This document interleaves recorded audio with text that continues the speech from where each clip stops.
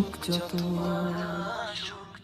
দেশের ক্ষতি জনের ক্ষতি মানব না একরতি।